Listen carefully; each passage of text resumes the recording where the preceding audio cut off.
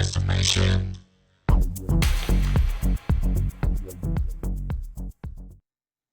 Nëse sidoqoftë mendoj se efekti, domethënë fakti që janë me video i shton deri diku një lloj vlere podcasti, pra ti e shef personin që po flet, e shoqëron edhe me vizuale, pra ka ca element që e enhance pak për atë performancën in a way, pra nuk është që është në Spotify apo në Apple Podcast që ti e dëgjon vetëm zërin dhe nuk e lidh dot zërin me figura. Patjetër, e bën edhe pse ti nuk do kesh më, ndoshta nuk ke 100% kohën për ta parë vizualisht. Spotify këtë ka bërë që ka revolucionarizuar botën e medias on demand. Ti e hap e mbyll, zëri vazhdon. Zëri është vetmi medium që nuk mbyllet. Kur ti e bën swipe up. Përveç YouTube-it që ka me pagesë. Figura është ajo që ndryshon planin. Nëse është mirë gjithmonë ta kesh opsionin, pra ta kesh opsionin ta shikosh edhe me audio, ta kesh edhe me video. Pra kur ti e ke kohën dhe ku diun, e ke downloaduar offline, mund ta shikosh edhe me audio dhe me video. Në një moment nuk ke mundësi ta shohësh me video e po e dëgjon vetëm me audio, ku diun ke dalë pra poshtë apo të ecësh, ka ca. Po mua më ka ndodhur që kohët e fundit nga që kam bërë shumë udhtime me avion, e kam downloaduar sepse nuk ka wireless aty. Edhe çfarë do bësh 2 ora, kupton? Është mënyra madje më comfortable mendoj unë për se unë kam këtë problemin që nuk lexoj dot libër sepse duhet ta ulësh kokën poshtë edhe të krijoni ndjesi të keqe kur je në avion, kështu që podcasti është po themi opsioni më i mirë ose audiobook ose diçka. Po as unë nuk lexoj dot libër në momentin që çajin fëmijë ka njerëz që nëse noise cancellationi e ka zgjidhur atë hall me kohë. E ka zgjidh fix. Domethënë jo, doja të bëja një në fillim kur doja të bëja një hyrje, pastaj mendova që du hyrje, në asnjë s'kam bërë hyrje për podcast. Ja, po s'do ishte podcasti yt, po nëse do kishte një hyrje të organizuar, kështu që. Por ç'është e vërteta, ka kaluar shumë kohë. Qoftë që kur unë kam bërë një podcast fundit, qoftë kur ne të dy kemi bërë podcastin ton të fundit. Kështu që po t'i futemi kësaj teme, ka goxha hapësirë për të folur. Se unë s'kam bërë podcast nuk është se ka një zhvillim shumë të madh, jam zhvendos nga Tirana, jam mundu që ta ribëj podcastin, po zhvendosa nuk është asnjëherë e thjeshtë, kështu që le t'i kthehemi faktit që ti ke qenë nga pa ta filluar podcastin atëherë mbas pandemisë dhe 1, 2, 3 epizodet e para po se më shkruan dikush në Instagram. Edhe shoh, nuk është se njifja, nuk kisha në një kështu dhe ishe ti që më bëje deri diku komplimente për iniciativën, se më përpara kur ti Parzanor ka filluar nuk ka pas podcaste të tjera. Aq më tepër podcasti fokusuar në këtë pjesë, pra në arkitekturë, dizajn, krijimtari. Po. Aty çalonte pak puna, që ishte se jam dakord, mund të kesh podcaste për çdo lloj gjëje që interpreton, po imiton televizionin në një farë mënyre. Po podcast të këtij lloji ishte patëm për ndoshta ishte fakti që mua më kishte munguar një gjë e tillë dhe momentin që erdhi thash okay, mirë se erdhi. Ishte gjëja parë pa reklama. Po. Pa studio televizive, pa të thënë prit se do vi tjetri ose. Madje se e përmend edhe pak ti që fakti që podcasti nuk ka një intro, mua ajo gjë më pëlqen shumë madje sepse ti futesh në podcast dëgjues me një conversation që is happening, pra juve mund ta keni nisur temën para se të ndizej po themi live apo transmetimi dhe ti e gjen conversation in happening, nuk ke nevojë për ndoshta në ca raste ajo është e bezdishme, ajo introja me një muzikë të caktuar, me një që ti e dëgjon gjithkohës. Kjo gjë më ka pëlqyer, ky spontaniteti më ka pëlqyer me thënë drejtë. Ti them sinqerisht nuk është spontane. Është e dizenjuar që të jetë kështu. Aq më mirë, sepse unë kur po merresha me këtë gjë në mënyrë amatore, mendova se si të krijoj diçka që nuk rezonon fare me përmbajtjet që ishin ato kohë. Edhe që mos ishte tipike, pra mos ishte një gjë aq tipike dhe aq e pa themi copy paste si gjithë podcastet e tjera. Plus që besoj edhe ti ke qenë aware për faktin që do kishte një një learning curve dhe një growth rrugës, që sigurisht në podcasti do zhvillonte edhe veten in a way. Patjetër. Po domethënë ka qenë learning curve, kam fillu me copza letre duke mendu se qa do flisja, pastaj u bë që jo copa letre, po as nuk e mendoja më fare se qa do ndodhte, sepse duke qenë se gjithmonë podcasti është i fokusuar me një person që unë o e ndjek në rrjetet sociale ose e njoh vet, kam informacion dhe nuk është se hy në një gjë që duhet studioj për të krijuar një bisedë.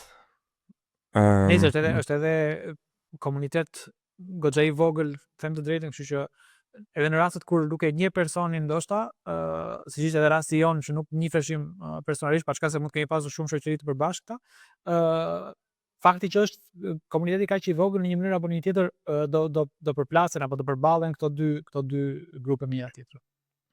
Po, shumë e vërtet. Edhe më pas podcasti ndodhi. Ti në atë kohën kur kemi bë podcastin, sapo kishe filluar studion tënde deri diku, folëm për ato sfidat, gjërat qa ka ndryshuar që atëherë? Besoj shumë ka ndryshuar. Ka ndryshuar shumë sigurisht, ka ndodhur shumë gjëra. Një gjë që është e sigurt që e kam ditur që ditën e parë pasi nuk kam qenë në një punë full time, është që nuk do kthehem më kurrë në full time.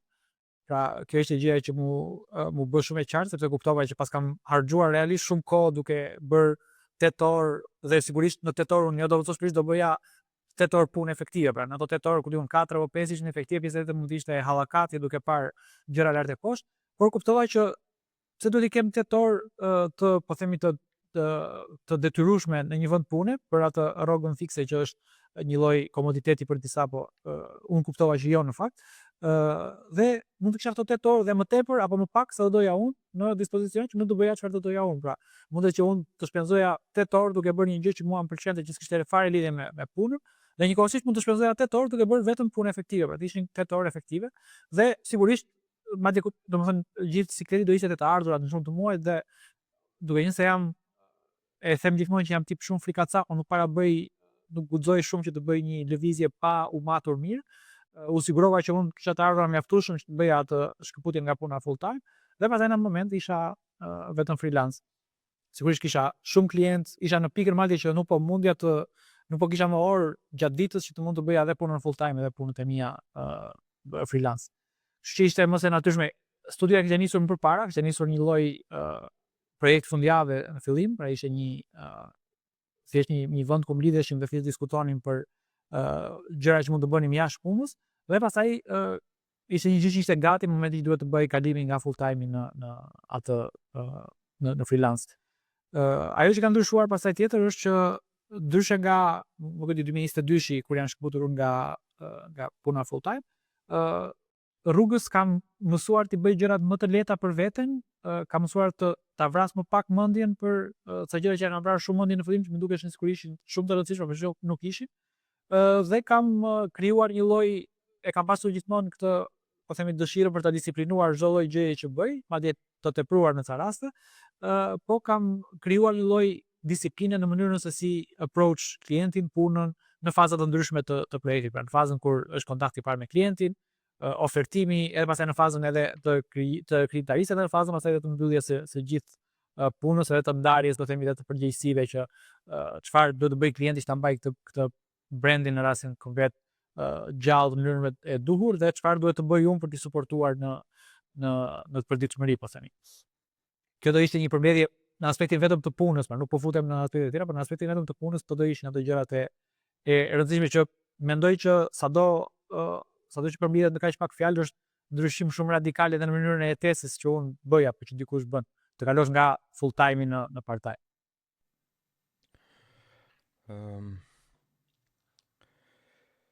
Po shikoja vetëm studion ku jeti tani. Është studio ku ti punon apo është ambient? aktualisht jam e ndaj hapësirën me një mikun tim, janë studio që bëjnë web design, pra janë Google Partners të Tiranës o të Shqipërisë. Dhe unë bëj dizajni që është deri diku dhe komplementare si gjë, pra ndodh shpesh që ne kryqëzohemi ose shkëmbejmë klient, pra mund ndodhi një klient nga impulsi nga studioja të ketë një nevojë dizajni dhe anasjellta asnjë klient i imi të ketë nevojë për shërbime web apo për Google Ads apo për diçka. Kështu që e kemi për momentin është ndarje qeraje, po që në praktik do të shpesh që shkëmbejmë shumë. Sigurisht edhe mendime pastaj gjithkohës, po e kam fjalën edhe në nivel biznesi kemi shpesh shkëmbime. Është një mënyrë për të mos paguar qeran maramëndse të zyrave. Ja, patjetër. Kuriozitet ndoshta edhe për dizajnerat e ri ose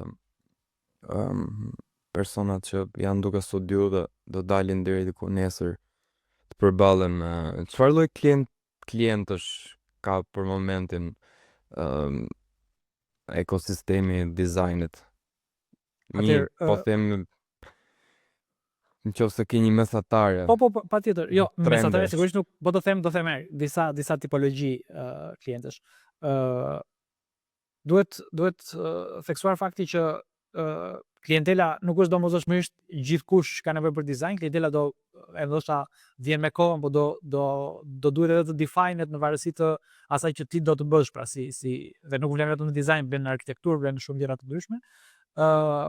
Në rastin tim konkret ka ndryshuar shumë klientela me kalimin e kohës, pra flasim për klientelën para pandemisë, që kisha një klientel mix, po themi 50-50, pra kem pasur 50% shqiptarë e 50% të huaj, që janë kryesisht korporativ dhe individ, kryesisht në Shqipëri më pak korporativ, më shumë individ, dhe jashtë më shumë korporativ, më pak individ, pra thash në rastin tim. Me kalimin e kohës, pastaj me dëshirën time sigurisht kam pasur tendencën të lëviz më shumë te klientët e huaj, për shumë arsye që besoj janë të kuptueshme, dhe me qoftë flasim për ditët e sotme, sot në rastin tim konkret klientela është 95% e huaj dhe korporative, pra janë kompani, nuk janë individ, tek tuk sigurisht edhe ndonjë individ, dhe pastaj një 5% është ai që unë kam dëshirë të punoj në Shqipëri, pra janë shumë, po themi, miq që bëjnë festivale, që bëjnë evente, që bëjnë diçka që edhe unë jam, po themi, audiencë e atij eventi apo e asaj ngjarje, dhe janë që në shpesh herë i ndihmoj pa pagesë, edhe në raste të caktuara edhe me pagesë. Kështu që këto do ishin klientët e mi. Klientët pastaj nëse po marrim një person që po hyn sot në industri, për fat të mirë ose të keq, sot AI është shumë në përkëmbë, do të thotë që një junior, nëse ky junior do niste, pa kur e kam nisur unë në 2010-2011, do nisje karrierën tënde, mund të bëje praktikisht çdo gjë, dhe çdo gjë ishte useful për kompaninë ku po punoje. Pra ti mund të thjesht të shkruaje një email apo të merrje një letër, të dërgoje nga njëri vend në tjetrin fizikisht, të bëje çfarë do gjëje nga këto veprimet, dhe ishe useful, pra ishe i nevojshëm për atë kompani. Për fat keq, që thash për atë ose për fat keq, AI sot ka zvencuar gjithë rolet bazike të nevojave të kompanive apo të korporatave apo të bizneseve.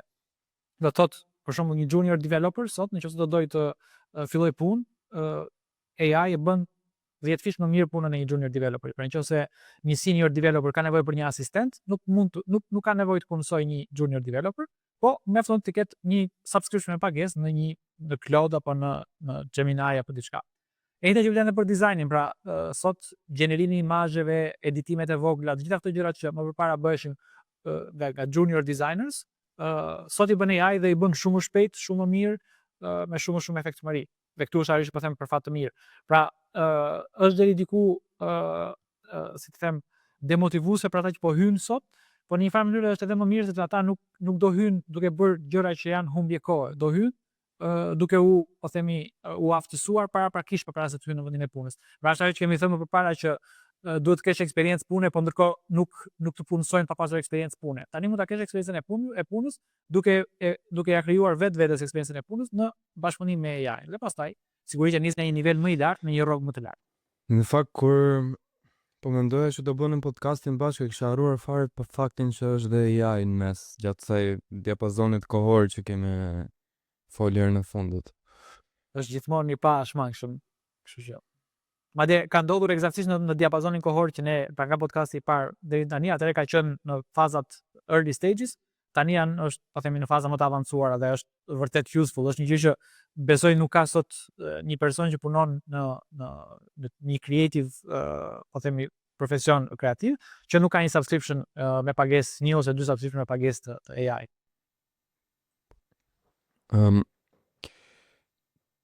Beson që do ketë më shumë zhvillim apo është Mendoj maksimumi që mendoj që e thonë të gjithë sigurisht që jemi në early stages, nuk e di tani se në çfarë nivelesh mund të arrijë mendja njerëzore dhe po themi edhe vetë AI, se AI ka dhe aftësinë të vetë zhvillohet, vetë aftësohet. Po mendoj se unë besoj se jemi në early stages, madje mendoj se më në fund pas, nuk e di, 3 apo 4 vitesh tentativa për të krijuar diçka useful, më në fund AI është useful. Dhe ai po integrohet edhe nëpër pajisje, nëpër shërbime online, në të gjitha, edhe kompanitë e mëdha e kanë përqafuar sigurisht. Kjo sepse është bërë më në fund useful, pra ne jemi të gatshëm të paguajmë për të pasur një shërbim të tillë, sepse është një gjë që na kursen kohë dhe sigurisht domethënë e vlerësojmë si një fitim, po themi si një kushtim kohë dhe fitim parash. Mendoj që është early stage dhe në vazhdim do ketë integrim më të madh me software që ne jemi mësuar të punojmë, pra do ketë integrim më të madh me Photoshopin, me Figmën, me Illustratorin, me webin sigurisht. Tani besoj ke hasur që ka browsera të krijuara mbi AI, sigurisht mbi Chromium që është Chrome si bazë, pra ka Google-i, por ke browsera si browseri që ka krijuar Atlasi i ChatGPT-s apo Comet i Perplexity, pra janë praktikisht këtu është AI at its best, pra është AI duke u përdorur në favorin tënd. Pra ti në vend të kërkosh në një faqe se ku diun, nëse ka vende pune të lira në një kompani të caktuar, ti thjesht hap website-in e kësaj kompanie dhe tek ajo chati në krah të faqes web dritares, ti mund të kërkosh çfarë do të gjej për website-in pa që nevojë ta navigosh vetë website-in, sepse është ndonjëherë shumë e vështirë për të gjetur diçka që po do të kërkosh në një website, nëse ajo interfejsi nuk është aq i mirë.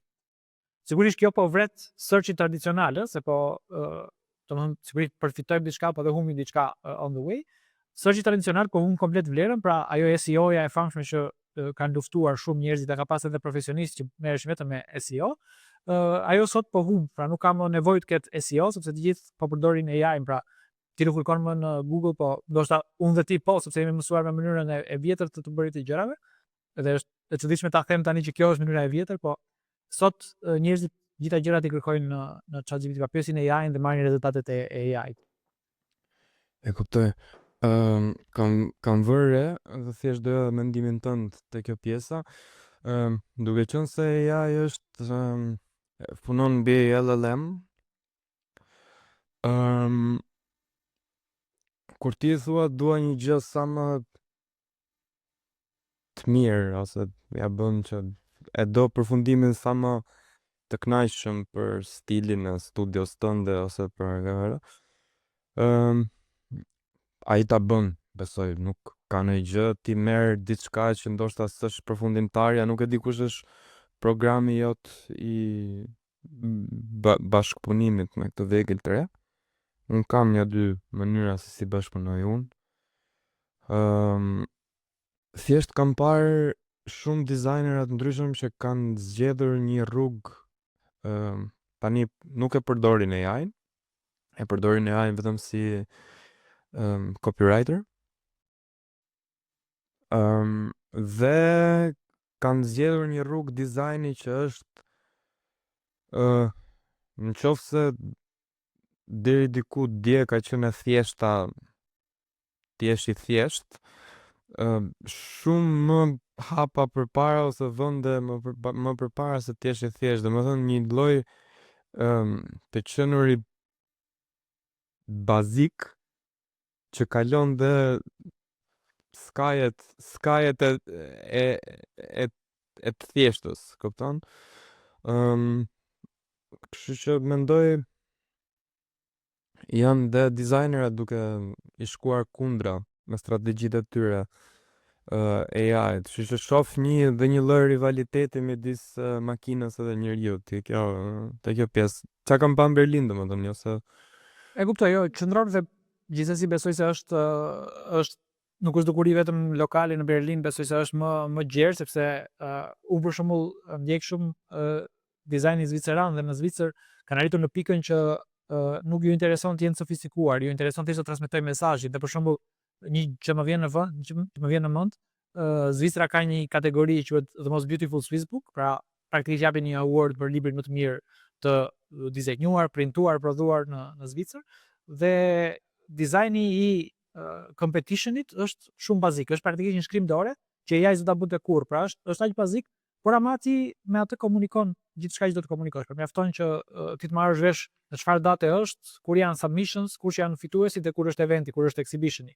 That's it. Ata kanë arritur eksaktësisht të njëjtën që ti po përmendje, pa që kanë arritur në atë lloj simplicity bazik që AI nuk e proceson dot, as nuk e kupton dot si dizajn atë, se nuk e në të gjitha ato në të gjitha inputet që ka nga LLM-i, ai nuk e ka këtë input, ky është një input shumë i pa madje shumë i parëndësishëm, është shumë abstrakt. Është i parëndësishëm praktikisht dhe është një gjë që ata do ta quanin të paplot. AI do ta quanin të paplot këtë gjë, nëse do ta shifte. Gjithsesi unë nuk mendoj që AI dhe dizajnerat apo arkitektët apo ku diun developersat janë dy botë të ndara që krijojnë në mënyrë në mënyrë të ndarë, domethënë. Do jenë gjithmonë duke bashkëpunuar, pra njëra do ushqej tjetrën, pra sigurisht unë nëse më duhet të bëj brainstorming për një brand të ri, mund të shkoj në Figma, të shkoj në një platformë tjetër AI, dhe mund të bëj brainstorm që të nxjerr, po themi, idenë më të mira midis meje dhe AI. Pra, unë jap idetë mia, AI jep idetë veta dhe ajo gjëja agregati të dyja, pra ajo gjëja në mes do jetë ajo që mendoj që edhe unë mendoj që do jetë ose është rezultati më i mirë. Sigurisht pastaj me inputin tim për tu finalizuar dhe për tu bërë grafikisht, sepse patjetër që as unë nuk dua që një klienti t'i jap një punë që më ka gjeneruar AI, por në fazë brainstormingu sigurisht që e përdor AI-n edhe vizualisht edhe për copywriting, siç e përmendet ti. Por që sigurisht puna finale është akoma shumë herët që AI të bëjë gjithë këtë punë, sigurisht për klientë të caktuar që duan një gjë shumë më bazike dhe thjesht duan të mbarojnë punë, si ai website i WordPress që ka qenë një kohë që ti thjesht merje dhe krijoj një website WordPress mbi një template të caktuar. Kjo do ekzistojë gjithmonë, ekziston edhe në AI, pra ti mund të bësh një brand shumë kollaj me AI që i plotson gjithë ato kushtet e tua, po nuk ka asnjë lloj, nuk ka shpirt, nuk ka asnjë lloj, po themi, lidhje me biznesin apo me atë gjën që ti je duke bërë. Ajo pasaj bazikja simple që është në Europë në përgjithësi, jemi shumë herët për ta sjellë edhe në Shqipëri, jemi akoma në faza që dizajni i sofistikuar është shumë i vështirë për tu shitur, pra dizajni, po themi, i bërë mirë dhe me një mendim mbrapa. Lemma ajo që do jetë shumë e vështirë, madje dhe që ato do ishin më të prirura që ta pranonin, pra ku diun, galeri arti apo një klient që ka një festival apo një gjë që është më shumë artistike, edhe tek ata është shumë e vështirë dhe ata kanë tendencën të shkojnë te gjërat që janë më shablon, më standarde, pra preferojnë më shumë të jenë safe sesa të luajnë me një gjë që të jetë shumë e guximshme.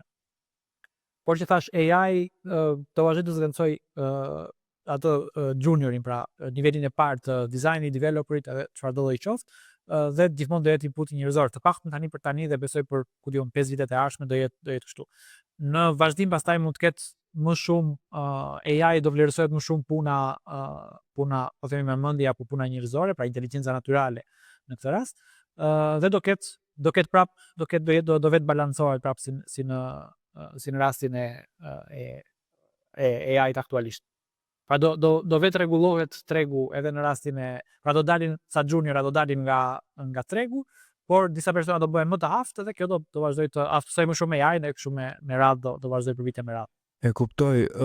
Pjesa që më të pyeta parë në lidhje me një klient ose një listë klientësh average, e bëra me qëllim sepse deri diku kur jemi njohur bashk,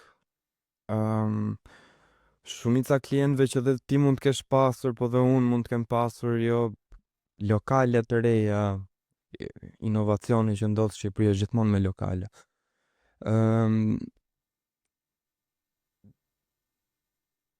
Eventes që të ti, festivale, restorante, hotele, gjëra shumë, po Me kalimin e kohës kam parë që ti ke patur dhe klientë që janë kauza sociale.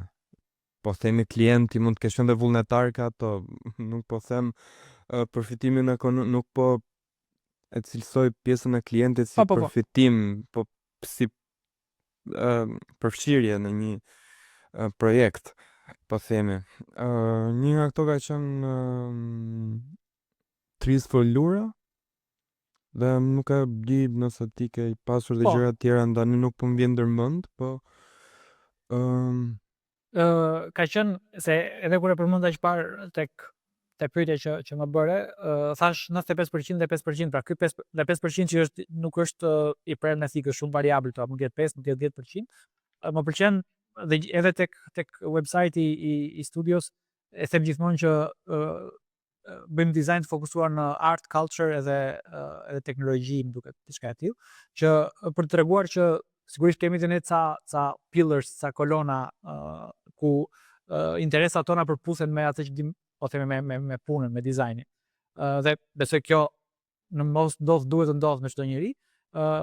Edhe unë kam pas shpesh gjëra që më kanë interesuar dhe më kanë pëlqyer, dhe kur kam parë njerëz që kanë qenë duke bërë të njëjtën gjë, apo kanë qenë duke bërë një gjë që unë do doja ta bëja, kam qenë direkt shumë i gatshëm që të ndihmoj dhe të jap një lloj kontributi me aq mundësi sa kam pasur në këto.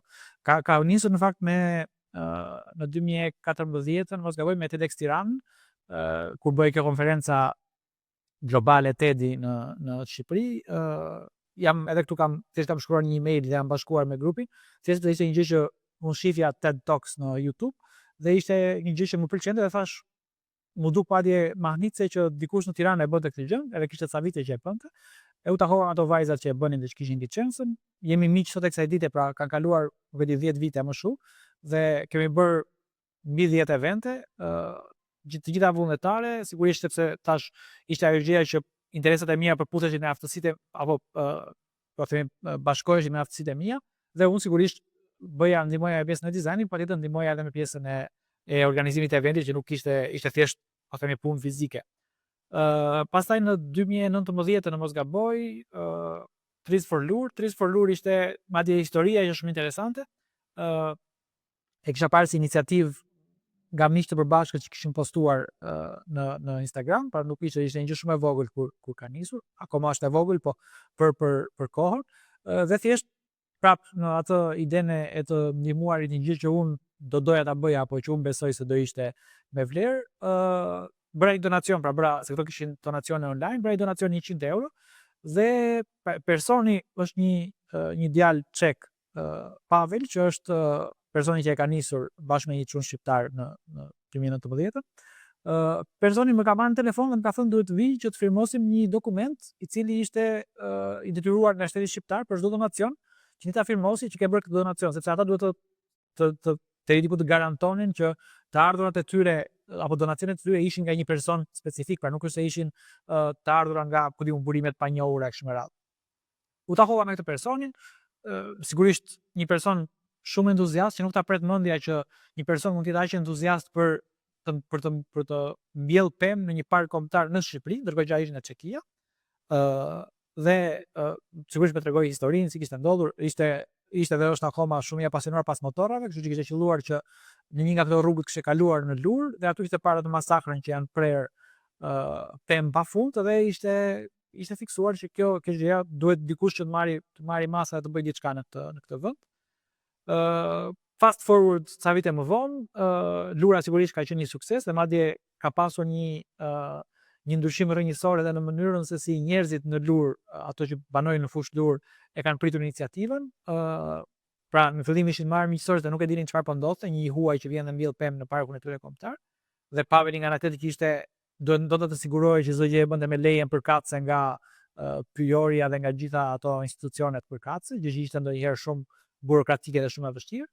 Tani kanë arritur në pikën që është një madje fshati në Lur krenohen me këtë iniciativë dhe janë shumë mikpritës dhe janë shumë bashkëpunues, dhe madje sa herë që ka zjarre apo sa herë që ka probleme natyrore, janë ata vetë që i mbrojnë pemët tani më, që ta mendosh ata kanë qenë ata që i kanë prerë pemët, se po hys shumë në detajet e Trees for Lur, po realisht më pëlqen shumë më ka pëlqyer shumë që në fillim dhe sot e kësaj dite vazhdoj të jem shumë i lidhur me iniciativën, domethënë grupi është diku 6 persona, nuk është një grup shumë i madh.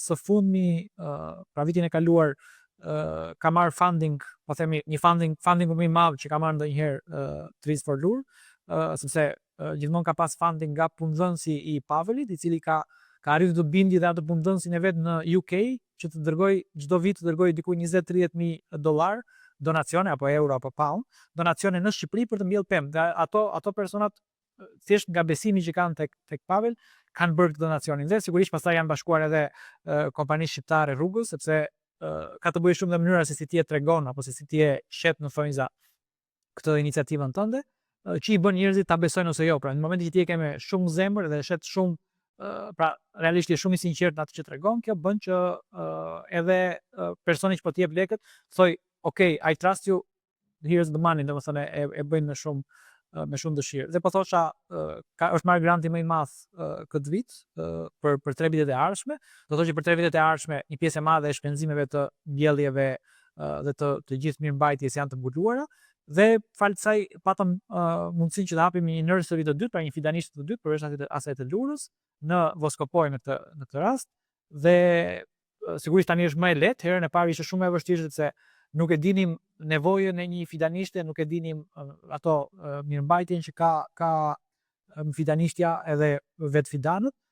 Tani me fidanishtën e dytë çdo gjë ishte shumë më e lehtë, madje Paveli, duke qenë se është edhe pak nerd në aspektin teknologjik, ka krijuar sisteme të automatizuara në Voskopoj që janë realisht për të studiuar nga institucionet shqiptare dhe ka ndodhur, pra kanë ardhur institucione shqiptare që e kanë parë se si ka funksionuar, pra ka bërë një, po themi, weather station in a way, pra që mat rreshjet, mat erën, mundet të ndezi pra nga Tirana apo nga Çekia, nga Praga, kudo ku është, mund të ndezi sistemin e vaditjes së fidanishës, pra nëse është një ditë me shumë diell, pra shumë vap, mundet të ndizet sistemi i vaditjes nga çdo vend i botës dhe duke e koordinuar që të jetë me një po themi intensitet të caktuar, me një timing të caktuar dhe kështu me radhë. Sigurisht është e rëndësishme të ketë persona në vend, kështu që si në Lurë, si në Voskopoj ka persona që janë fizikisht aty.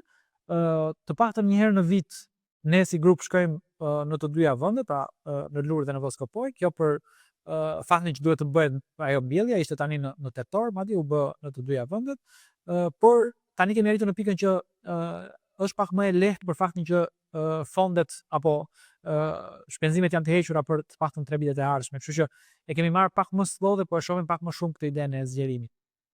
Çfarë bëj unë tek Trees for Lur, përveç pjesës që mbjell pemë kur është e nevojshme, prashis, vadis dhe të gjitha këto me radhë që do duhet të bëhen, edhe i kam bërë në ato pak raste që kam pasur mundësinë edhe kohën.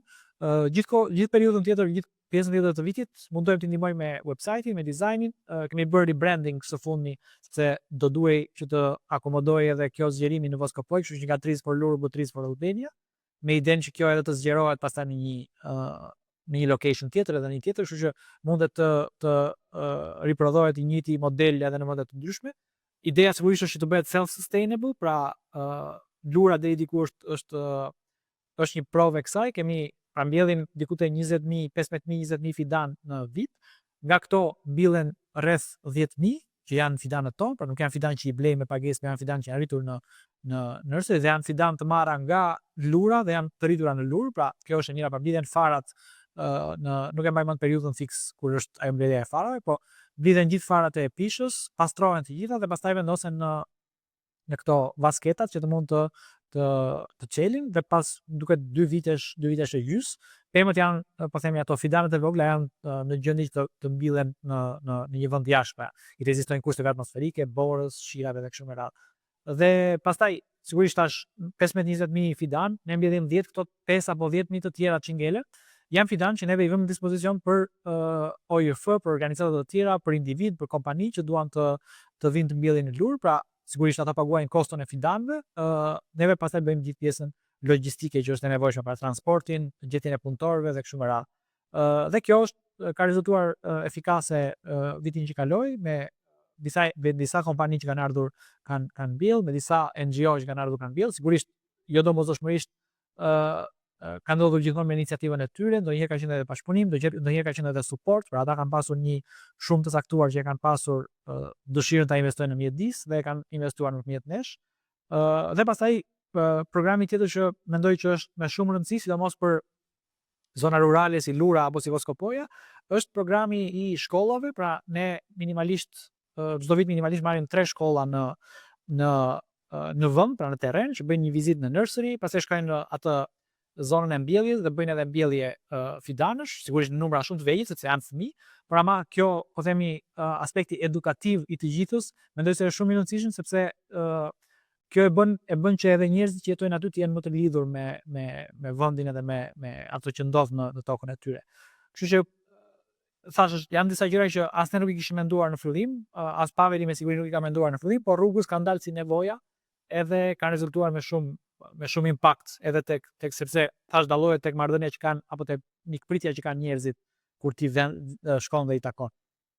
Kështu që e di ju zgjerova shumë tek Trees for Europe, por është një nga ato pjesë shumë të rëndësishme. Për këtë jemi këtu, mos e vritim ëndër. Mirë, se tash Unë të pyeta sepse është një gjë e lezetshme. Dhe pse jo, na e tregosh. Diçka tjetër që patëm folur deri diku, por urime. Besoj gjithsesi edhe në Lurë dhe në Voskopoj ka rënë borë fuqishëm, se pashë në Bog të paktën dhe në këto vendet kishte rënë në gjitha vendet malore, kështu që. Po prapa aty është Europë veriore deri diku, kështu që është normale besoj bora në këtë periudhë. Doja të pyesja në fakt për një iniciativë tjetër që ti më ke folur. Albanians who design. Yes. Kjo është një nga këto recent additions, është fakt nuk është iniciativa ime fare, është iniciativa e Pandeli Shatraj, është një djalë shqiptar që jeton në Sofje, jeton dhe punon në Sofje. E kisha nis, më duket diku te 1 vit e gjys apo 2 vite më përpara si iniciativë, dhe iniciativa e tij konsistonte në faktin që të krijonte një database dizajnera shqiptar në botë dhe në Shqipëri dhe në Tiranë, në mënyrë që gjithkujt që I duhej një dizajner shqiptar apo gjithkujt që ishte një biznesmen në New York apo në Singapore apo kudo, do të punonte me një dizajner shqiptar, kishte një database ku shifte punën, emrin, kontaktin e kështu me radhë. Pra, kjo ishte praktikisht ideja. Në fillim të këtij viti, mos gaboj, se e kisha bërë follow faqen sigurisht që në fillim që kur kishte filluar pandemiu në janar, mos gaboj, apo shkurt të këtij viti, poston që nuk kam më kohë ta keep up, I cannot keep up domethënë me agjendën, me punën, me kohën, me të gjitha. Kështu që domethënë ishte duke konsideruar faktin që ose ta kalonte pasive, pra kjo gjëja mos të se funksiononte me submissions, pra dizajnerat që donin të ishin showcase në faqe do bënin submit punët e tyre, bion e tyre, dhe kjo aprovohej nga admini dhe pastaj kalonte edhe ditële online. Dhe këtu mund që ta rastin që se tash ishte një iniciativë, një nga ato iniciativat që më pëlqeu, më kishte pëlqyer edhe vizualisht, por edhe për idenë që kishte. Dhe I shkruaj që të ndihmoj me shumë dëshirë, çfarë do gjë që ke nevojë, më thuaj prap në atë pak kohë që mund të më ngeli, sigurisht do ta jepja në një gjë që më pëlqente. Dhe një nga këto idetë që doli nuk e njihja Pandeliun, pra unë, siç e the ti, unë shkruaj shpesh mesazhe në Instagram njerëzve të panjohur, po gjithmonë fatmirësisht më ka dalë gjithmonë mirë. Për mirë, nuk. Jo, ato po them dhe më ka dalë gjithmonë mirë dhe gjithmonë kanë qenë, sigurisht edhe unë kam zgjedhur kauza për cilat apo persona me të cilët jam ndier comfortable dhe kam shkruar pa problem. Edhe në rastin e Pandeliut rezultoi në një, po themi, në një brainstorming se çfarë mund të bënim me këtë, si mund ta çonim përpara, si mund ta përmirësonim. Ishte shumë e lehtë sigurisht të rinte thjesht një website ku ti mund të bëje submit, por atë që unë kisha vënë re dhe kisha, po themi, e kisha si një lloj pengu që në Tiranë dizajnerat prej shumë kohësh, edhe akoma vazhdon, nuk është se kemi ndryshuar aq shumë, janë shumë të segmentuar, shumë të shkëputur, pra nuk ekziston po themi një kor apo një bërtham e cila vendos sa rregulla, e cila mban një qëndrim për gjëra të caktuara që ndodhin në Shqipëri e kështu me radhë. Kjo gjë ka ekzistuar, nuk është një gjë që nuk ka ekzistuar ndonjëherë në Shqipëri, pra përpara shumë jo shumë vitesh, por ndoshta ku diun 10 vitesh, zhvilloi Design Overview, që ka qenë një konferencë dizajni e bërë nga dy çuna që ishin prapë edhe ata në punët e tyre, ishin komplet pra Renato Tata që ishte drejtor kreativ tek Ogilvy, edhe Redoni që ishte ka pas të Open Labs, nëse i njeh si persona. Ata e kanë bërë me kohën e tyre të lirë dhe me sponsorat e tyre, pra ata kanë përdorur klientët e tyre për t'ju dhënë lek për të sjellë në Shqipëri një konferencë me një, po themi, nivel të caktuar. Dhe kjo sigurisht është bërë duke bërë evente të vogla, evente të mëdha, dhe atë konferencën vjetore që ato e bënin pa asnjë pagesë, merrin atë sallën e katedrales ortodokse që është shumë e shtrenjtë për pasi kosto ka shumë kosto shumë të lartë. Pra ata e mbulonin ato të gjithë me sponsorë dhe e ofronin eventin for free. Çfarë më ka bërë përshtypje mua, apo arsyeja pse unë e vlerësoj atë si konferencë, është që unë aty kam parë talks shumë të mira, kam marrë shumë edukim, që unë nuk kam edukim në dizajn, kështu që një pjesë të edukimit që e kam prej asaj konference, ka zgjatur diku te 7-8 vite, mos gaboj 7 vite, diku 2010, 2017, mos gaboj 2017 është për e fundit. Akoma sot kësaj dite dizajnerat që unë kam parë aty të prezantojnë janë relevant dhe madje janë bërë edhe më të mëdhenj në tregun global të dizajnit. Dhe isha në pikën që thash, kur ata kanë bërë për mua, tani ndoshta është rradha ime që ta bëj për ata pas meje. Pra pse ata pas meje mos ta kenë shansin të shohin apo të edukohen në një farë mënyre me dizajn apo me një, sigurisht sot ka më shumë institucione arsimore që të mësojnë dizajn, por prapse pjesa e komunitetit dhe e konferencës shton shumë në ato njohuritë tua, sepse të lidh me një treg global që është ndonjëherë ndryshe nga ajo që ti shef dhe mëson në shkolla. Është më pak akademike, po themi. Kështu që i propozova Pandeliut që përveç pjesës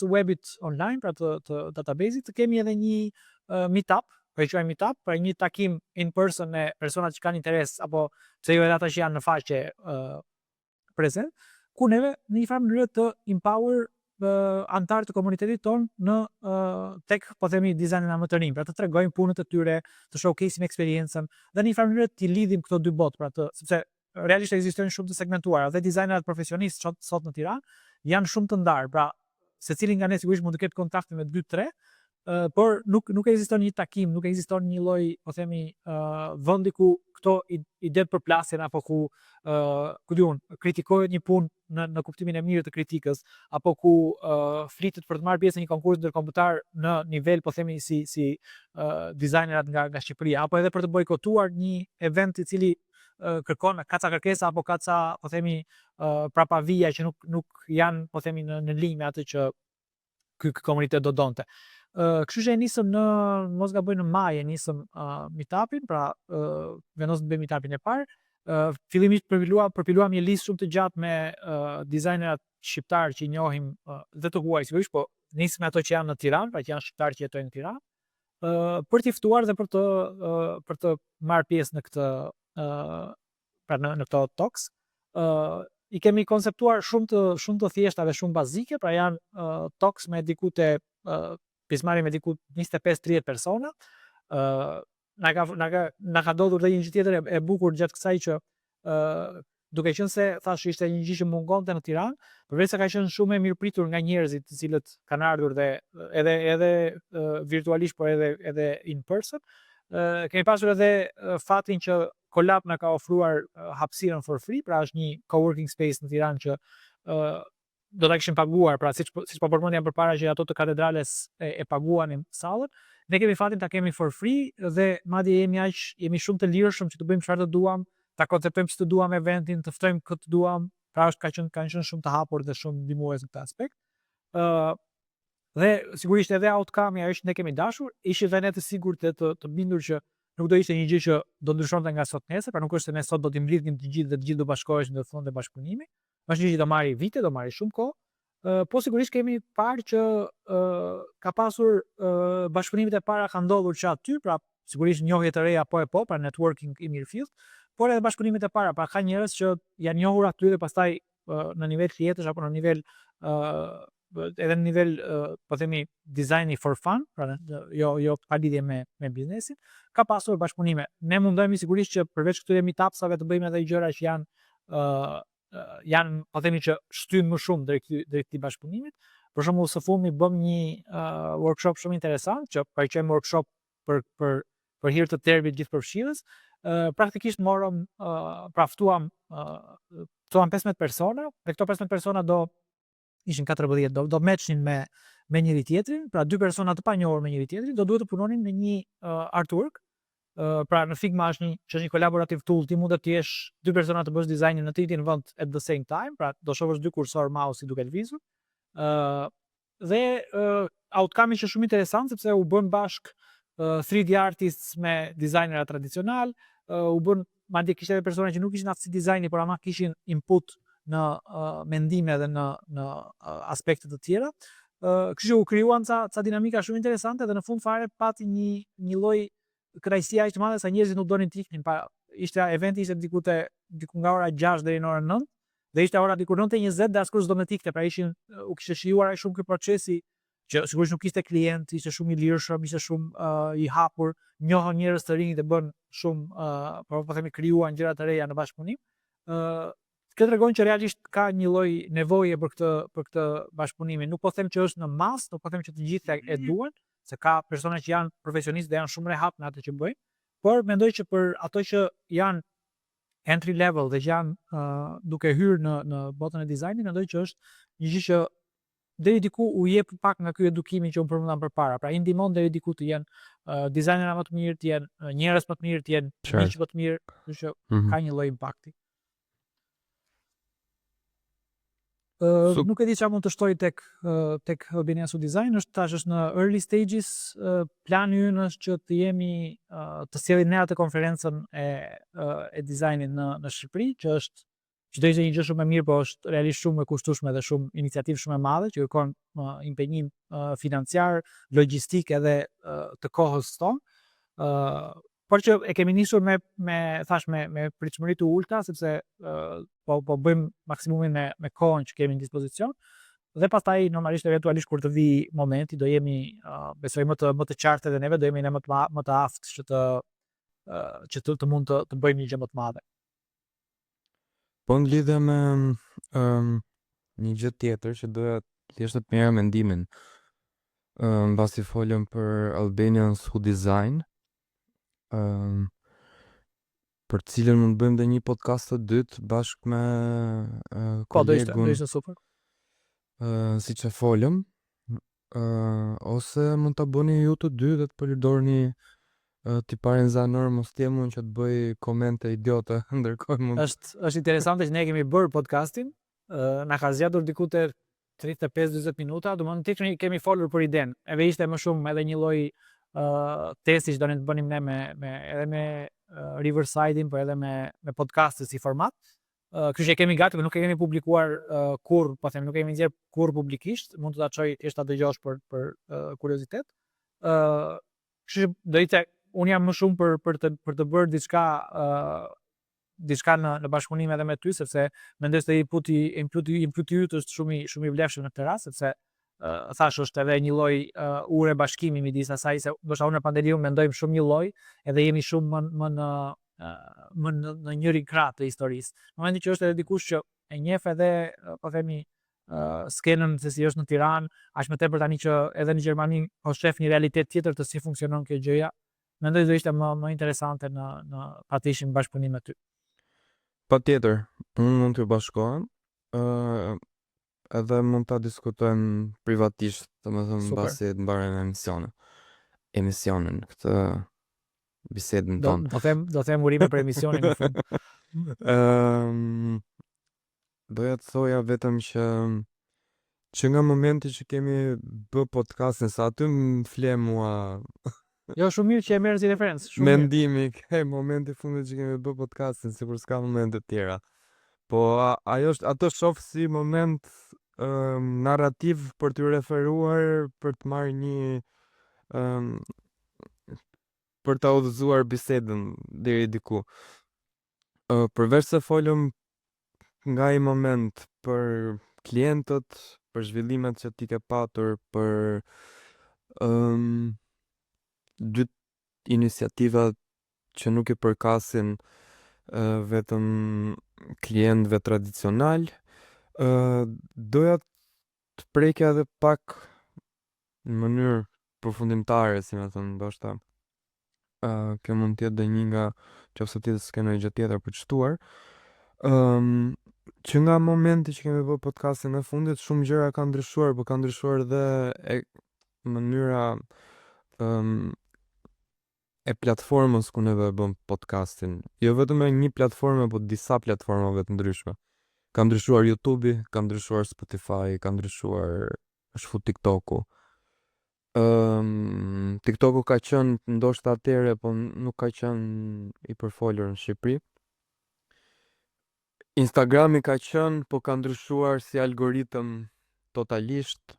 Disa herë madje. Si? Disa herë madje. Po, vetëm ka ndryshuar, nuk është se bën gjë tjetër. Facebooku gjithashtu ka ndryshuar, kanë dalë media të reja, të cilat e shohin edhe kontentin si media ose platforma ku ti duhet të paguash pa të futesh. Ka ndryshuar Behance-i, ka ndryshuar vetë Photoshopi që është lidhur me Behance-in. Ka ndryshuar shumë gjëra, ka ndryshuar dhe pjesa neve atëre kemi bërë këtë gjën që nga foto ose video të shkurtra në YouTube ose në Instagram që kanë qenë foto ose dizajne, ishte eksperimentimi i parë me kontentin e gjatë. Tani ka hyrë dhe kontenti shkurtër. Goxha është bërë, ka marrë, po themi, dominon kontenti shkurtër i videove vertikale.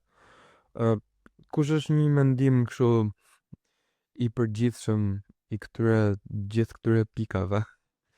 Ndoshta janë shumë pika që të përmenda, po Jo, ka një, domethënë, të gjitha këto funksionojnë, ka një logic designi nga mbrapa. po. Mendoj se kjo që ti përmende pak a shumë është mund të përmbitet edhe një lloj evolucioni i medias, pra media që konsumojmë edhe që krijojmë në një farë mënyre. Pra Më falë, për mos thënë që media televizive që kanë qenë kur kemi bërë podcastin herën e fundit ka kaluar i gjitha në platformën ku ne kemi pas mënyrë për të shprehur. Eksakt. Nëse në Shqipëri është prapë është pak gjithmonë ecën pak më vonë se sa pjesa tjetër e botës, por që besoj jemi të gjithë brezi jon paktën jemi aware që nuk shohim më televizor tradicional, nuk shohim më pra. Unë kam një televizor në shtëpi ku shoh YouTube, shumicë e kohës, po 100% të kohës shoh YouTube, nuk hap televizion tradicional. Sigurisht pastaj kur kalojmë në, pra ky është ai formati horizontal tradicional, pra edhe kjo është tradicionale tani më. Kur kalojmë te pastaj te kontenti, te mënyra e re e kontentit, është ky formati vertikal që duke qenë se përmendë Instagrami, më kujtua tani që ka ekzistuar IGTV-a për pak kohë, pra ka qenë një lloj tentative e Instagramit për të kaluar më shumë në atë natyrën e kontentit vertikal siç ishte TikToku që po merrte më shumë terren at the time. Kjo sigurisht në qofse e marrim në aspektet e dizajnit, kjo përkthehet në shumëllojshmëri formatash. Pa tani për shembull me qellon që punoj për disa klientë të mi në Rumani që bëjnë evente muzikore, të muzikës elektronike, dhe aty ju duhet që të njëjtin format dizajni ta përgatisin në diku te 16-17 formate të ndryshme, që janë Twitteri, Facebooku, Instagrami, TikTok. Pra është për mua është më shumë punë, por është çmenduri thjesht që ti emërtosh të gjitha siç duhet, që ti postosh të gjitha në të njëjtën kohë, pra ka shumë po themi kjo për ty përkthehet në më shumë orë pune, që domethënë më shiko, sot për atë punë edhe AI të ndihmon shumë, paktën në këtë pjesë që është një gjë shumë para resizing-u i artworkut, është një gjë shumë elementare. Unë e bëj shumë shpejt, nuk kam nevojë sa përdor AI sepse kam arritur në duhet kesh template besoj. Jo, e bëj shumë shpejt. Pra nëse krijoj një vizual në një format katror, mund ta zgjeroj atë vizualin në kulionimi i formate të ndryshme pa më marrë shumë kohë. Mendoj se është çështje që mësohet syri me po themi me evidentimin e informacionit të rëndësishëm dhe pastaj plotson gjithë pjesën tjetër që është referotur. Dhe kjo sigurisht ndodh edhe me video, ndodh edhe me po themi imazhe statike. Nuk të them të drejtën nuk më pëlqen shumë kontenti horizontal, dhe mbase është natyra ime tradicionale që nuk më rri mirë ai formati vertikal, më bezdis madje në disa raste. Sigurisht më rri mirë nëse është i vendosur në vendin e duhur, pra nëse shërben në një, ku diun, në ekran kur është një menu apo është diçka, në atë rast më qëndron, por nëse e shoh si kontent, unë madje TikTok kam një TikTok, por nuk e kam përdorur, nuk më pëlqen, është një gjë që nuk jam komod, nuk jam as Reelsa në Instagram nuk shoh, nuk është një gjë që, sepse edhe mund të shoh ndoshta shorts në YouTube, por prapë ato shumë pak. Pra është lloj kontentit që mendoj që ka afektuar në mënyrë shumë serioze edhe vëmendjen e njerëzve sot, pra madje mendoj që është pasoja më e keqe e kontentit të short content. E kuptoj, po nga një anë është mënyra vetme, më fal që po ndërpres, është mënyra vetme që ura lidh se me lën kontentin. Më përpara ka qenë shumë e vështirë që të kalojë njerëzit në lën kontent, në kontent më të gjatë. Nëse flasim për sasi, jam dakord. Pra që ti, kur ti do të po themi të tërheqësh, pra ti ai një lloj grepi për ta çuar personin te kontenti më i gjatë i të njëjtës gjë. Edhe mendoj se kjo funksionon me njerëz të caktuar, pra ka njerëz të caktuar që shohin një reel ku është një pjesës nga një podcast apo një pjesës nga një film apo nga një ndeshje apo çfarë do të gjë, dhe inkuriozohen dhe shkojnë të shohin versionin e gjatë të kësaj gjëje. Çfarë mendoj unë është që personat që janë konsumatorë të këtij lloji kontenti, pra personat që konsumojnë kontent afatshkurtër, kontent 30 sekondësh apo 10 sekondësh, mendoj se nuk e kanë durimin, apo kanë gjithmonë më pak durim për të parë kontentin e gjatë. Pra unë jam edhe me këtë, në shumicën e rasteve më ka pëlqyer shumë edhe ideja e të parit një gjëje që të ditë rastësisht përpara, pra jo një gjëje që ti e zgjedh, pra jam dakord që shkon kundra parimit të internetit apo të po themi asaj gjës që e ke aty sa herë që duhet ta shohësh, sikur ju Netflixi apo gjitha këto. Po ndonjëherë ti shef një film shumë të bukur edhe thjesht duke ndezur televizorin në një orar të caktuar të ditës, filmi i përpara ti vazhdon të shef dhe të pëlqen. Pra jo gjithmonë është funksionon në mënyrë të tillë që ti me një kontent afatshkurtër e kanalizon atë audiencën në kontentin afatgjatë dhe pastaj ke sukses te afatgjati. Të paktën në rastin tim nuk funksionon sepse në përgjithësi nëse jam vërtet i interesuar për ta parë atë kontent, shkoj të shoh direkt kontentin afatgjatë. Nuk kam nevojë për një provë të ma vërtetoj që kjo gjë është e mirë dhe unë do ta shoh. Mund të jetë e keqe, por unë prapë do ta shoh sepse më intereson, kështu që. E kuptoj, thjesht kanë futur këtë që domethënë tani dizenjohet edhe kontenti shkurtër në mënyrë që të ketë një budallik ose një thënie kontroversiale, ose një catch që në sekondat e para që të tërheqi. Që ajo ndoshta s'ka fare lidhje me pjesën e plot të gjës. Mirë, nëse ti s'ke ndonjë gjë tjetër për të më shtuar mua ose për të pyetur mua, unë këto kisha si pyetje. Jo, desha ta mbyll me një pjesë që lidhet deri diku me këtë bisedën e fundit, po them me bisedën e parë të AI-t, nuk e di a e ke hasur. OpenAI ka krijuar një aplikacion që quhet Sora 2, që është pak a shumë ajo modeli që ato përdorin për video. Madje pash një video shumë të frikshme për këtë dhe ndaj po e nxjerr si temë. Pra flasim për kontentin afatshkurtër. Sora ka krijuar një klon të TikTokut, pra është një TikTok në vetvete, ku në momentin që ti krijon një account aty, bën një skanim të fytyrës, pra ti vendos fytyrën tënde, të familjarëve të tu, informacione mbi veten tënde, pra ku diun mosha, gjatësia, edhe gjithë preferencët e tjera që ti mund të kesh, dhe ti pastaj krijon kontent vetëm me prompt. Pra ti nuk ke më nevojë ta filmosh veten tënde, duke, ku diun, që do duash krijosh kontent mbi, ku diun, duke bërë ski në Himalaje për Jafuskot. Ti duke qenë se ai ka imazhin, ka fytyrën tënde, ka preferencat e tua, ka karakteristikat e tua fizike, arrin të gjeneroj një video shumë realistike me fytyrën tënde duke bërë ski në Himalaje apo në çfarëdo lloj konteksti që do ta vendosësh veten. Po siç ishte kjo video e Ronaldos që bënte losta futboll me Trumpin te zyra ovale. Nëse ato pastaj janë besoj AI tradicionale, por kjo ishte konceptuar në idenë e një social network dhe kjo ishte më e frikshmja. Pra unë do kishe një account në këtë Sora Tool, ti do kishe një account, unë mund të bëj tag ty që them unë me Eliosin në Himalaje duke bërë ski, dhe AI do, edhe pse kjo s'ka ndodhur kurrë, apo s'do kishte mundësi të ndodhte kurrë, AI e krijonte këtë gjë dhe ky do ishte content i konsumueshëm nga njerëz në. Që do me thonë në një të ardhme, ne të dy do hapim një Google Docs, do flasim për